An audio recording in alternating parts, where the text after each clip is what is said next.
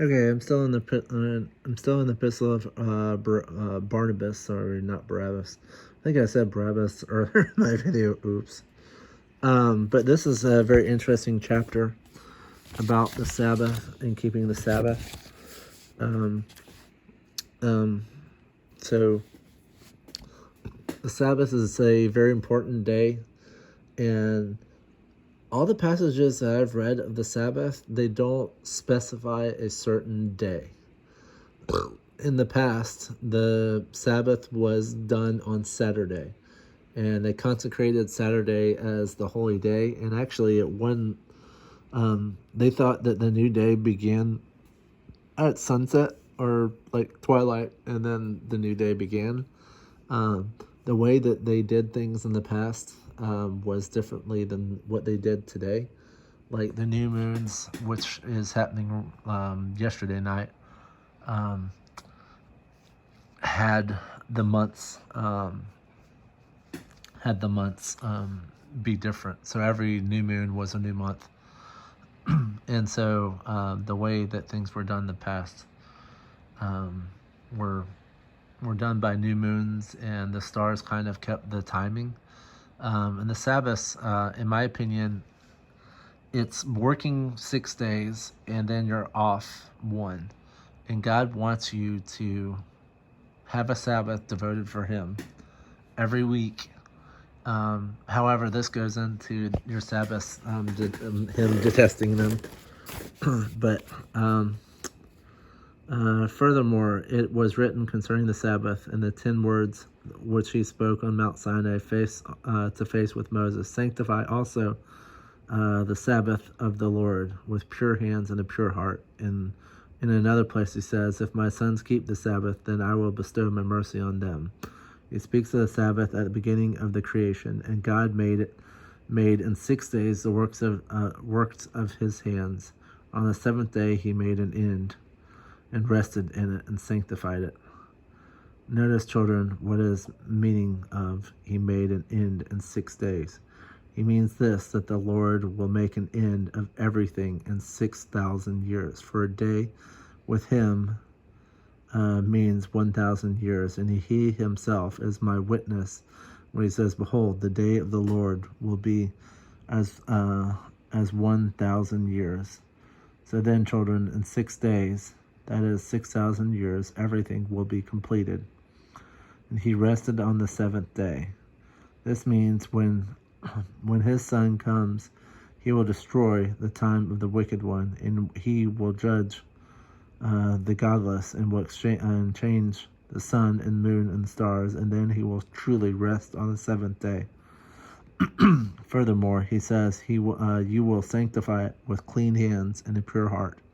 If then anyone has at present the power to keep the holy day which God made holy, by being pure in heart, we are altogether deceived.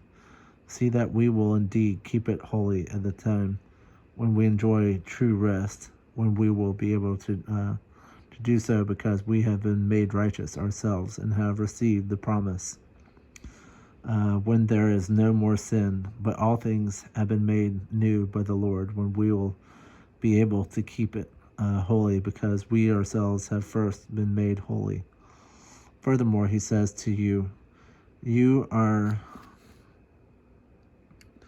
new moons and Sabbaths I cannot bear with. Do you see what He means? The present Sabbaths are not acceptable to me, but that which I have made, in which I will give rest to all things, make the beginning of an eighth day, that is, beginning of another world. For what reason we also celebrate with gladness the eighth day, in which Jesus also rose from the dead and was made manifest and ascended into heaven. I found that very interesting about the 6,000 years. There's another number in the creation of Adam and Eve story, about 5,500 years, because God promised Adam that 5,500 years had to go by before, I think it was before Adam was allowed back in the garden, or it may have been a closing of time. And we have clearly had close to that, I believe. Um, I don't know if things went long, but um, God has a reason for all He's done, and things have been delayed, in my opinion. But it clearly says 6,000 years. I don't know where we are in the timeline, and there's been things hidden by us. And like I said, and I don't know if, yeah, that came up with, but the calendar in the olden days was done differently. So I don't know if there's more years that have gone by than what we know of as today. Because the 365 days, what we celebrate, is different than what they celebrated, because we have, because the new moons fall on 29 or 30 days usually, and some of our months, well, most of our months go 30 and 31 days. So we obviously don't follow the Sabbath.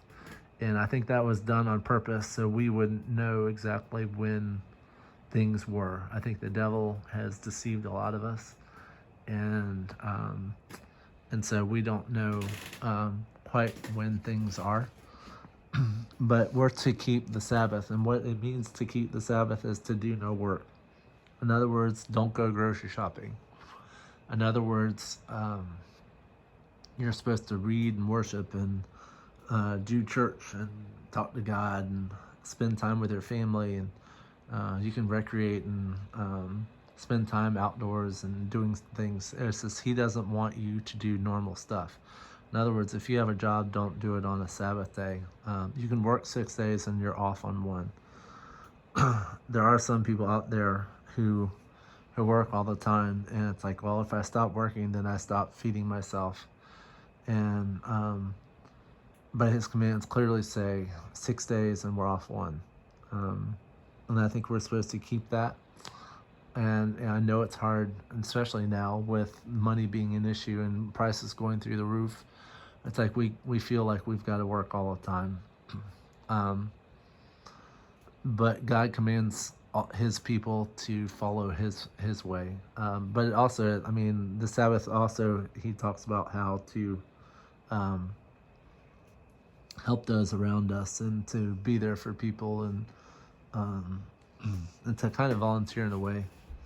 But so that was about Sabbath. Thank you for joining me.